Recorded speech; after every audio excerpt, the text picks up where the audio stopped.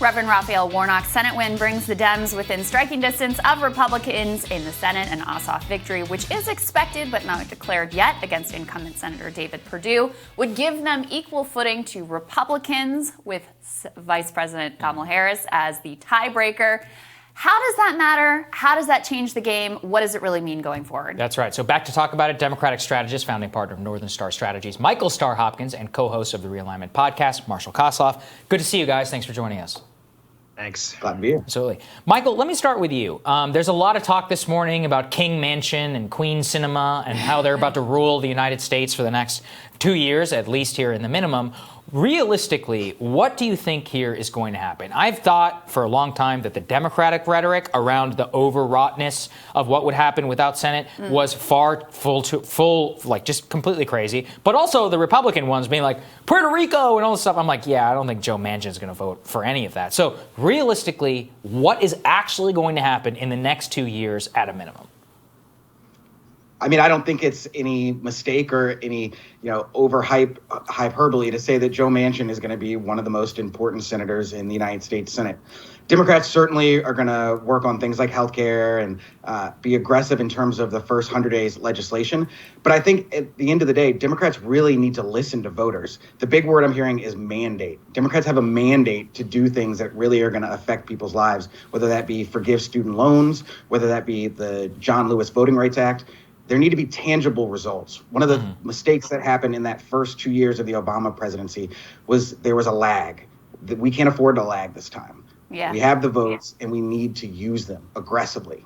Yeah, I mean, Marshall, in some ways, the Democrats are now the dog that caught the car, because the easiest thing in the world for them is normally to be like, look, Republicans control the Senate, so we would love to, and look at these amazing things we passed in the House, but oh, too bad, we can't really get anything done.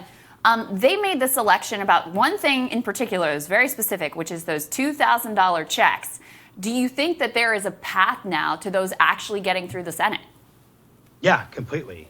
There is a total agreement. Joe Biden has been pretty clear that he also supported the $2,000 checks notice. So there's also a broader lesson there in terms of what's how our Senate candidates and our presidential actually reflect the same ideology there. So that works. But the second thing in terms of what's actually going to happen, I agree with Sagar's point. There isn't going to be as aggressive of moves. Even in 2009, when Democrats had a far bigger majority, you still didn't see as much aggression as many people on the left are going to want.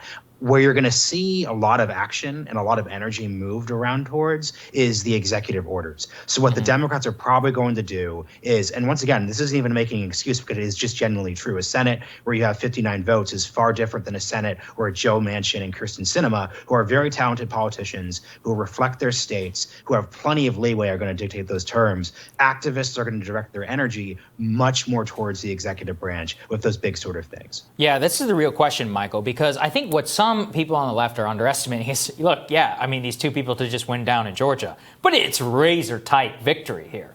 And Warnock is up in 2 years. Traditionally, that is a swing. Election. It's already razor tight. Who the hell knows what national politics is going to look like? Remember 2010 and 2008. He is going to have to govern in a way that he can try and at least win or continue to keep some of those the Loeffler Ossoff vote, or whatever. You guys get my point. Democrat to Republican voter. There's too many of these damn candidates in this race, and keep them within the Democratic coalition. So from that perspective, we now don't just have King Mansion, Queen Cinema. We also have Prince Warnock, and we have Prince Ossoff, right? These are going to be people who govern exactly within that razor tight coalition. What is that going to look like?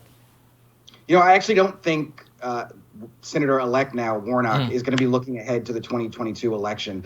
I think using his power now is going to be his biggest gift.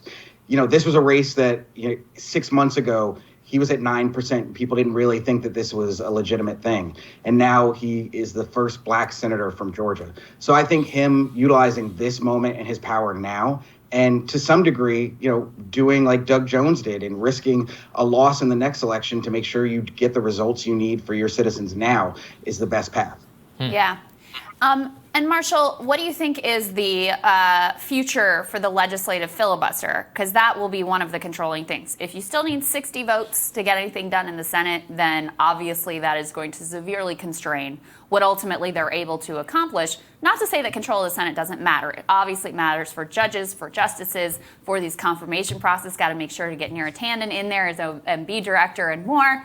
But what is your reading of whether they'll actually move forward with trying to get rid of the legislative filibuster? Manchin, I believe, as one who's on the record as being opposed to that. Yeah, it's not going to happen on a couple of different levels. So level number one, we all have repeatedly and perpetually underestimated Joe Biden's political instincts. Now I'm talking about his instincts, not the broader things.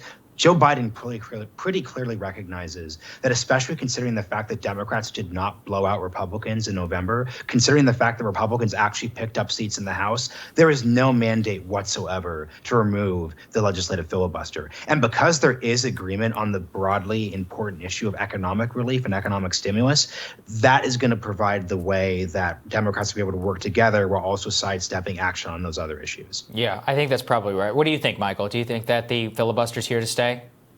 Yeah, I don't see the filibuster going anywhere. But I do think you're going to see the now president-elect, soon-to-be President Biden, talk a lot more about governing rather than engaging in this election kind of consistent, always being in election mode. I think it's time to put that aside because there's some real issues at the foundation of the country that we've got to solve and put that fabric back together, or nothing else is going to matter. Look, if they can effectively distribute a vaccine, then this is going to be seen as a very successful administration. That's true. I mean, honestly. You know, that backlash may not come if they can actually do a better job than what the hell we have right now. But gentlemen, it isn't hard. So great to have both of you. Thank you. See you guys. Thanks.